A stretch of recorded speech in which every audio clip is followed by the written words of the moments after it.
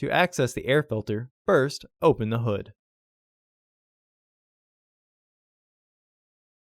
The air filter is located here. Disengage the fasteners. Lift the housing and free the tabs from their catch. Remove the old filter from the housing and clean out any debris inside.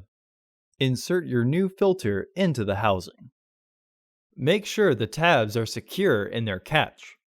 Once the filter is fully flushed and the housing is aligned, re-engage the fasteners. Close the hood. Order your parts today at filterheads.com. Also, please like our video and subscribe to our channel so you won't miss any new content.